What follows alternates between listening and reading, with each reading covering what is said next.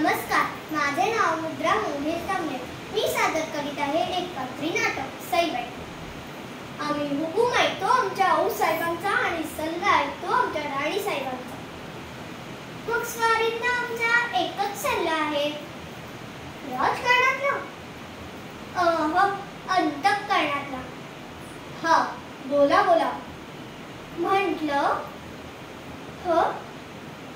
निदान एखाद वेळी तरी स्वारींनी आमचा सल्ला ऐकावा.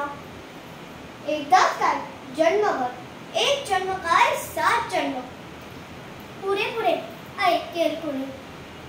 एवढं काय शोधता आहात राणीसाहेब? काय बाई चमत्कार तरी. त्या बुद्धिबळाच्या डागात राजा आहे, प्रधान आहे, हत्ती घोडे आहेत, वाकडा तोंडाला उंट सुद्धा आहे, पण राणी नाही.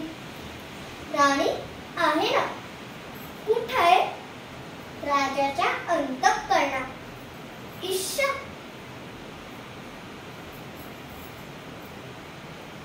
महाराजांना एवढी चिंता कशाची लागली आहे? तुम्हाला ठाऊक आहे राणीसाहेब, वडिलांचे आणि स्वराज्याचे प्राण कंठाशी आले आहेत.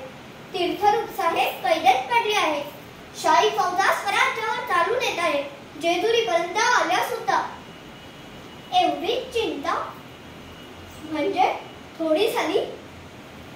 तसं नव्हे, पण मी म्हणते महाराजांना यात काय अवघड आहे? काहीच नाही. वडिलांना वाचवायचं असेल तर स्वराज्य बुडवावं लागतंय.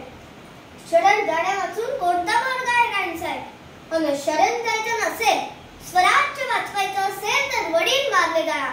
काय करायचं, काय वाचवायचं, वडील की स्वराज्य?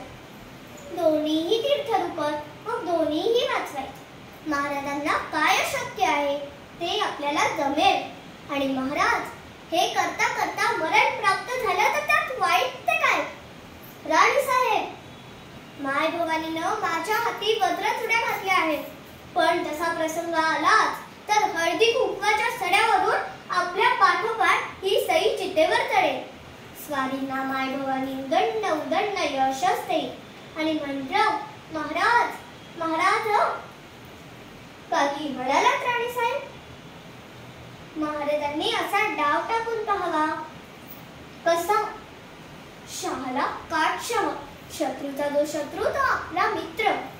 राणीसाहेब, हे हिंदवी स्वराज्य व्हावं ही तर श्री जगदंबेची इच्छा. धन्यवाद.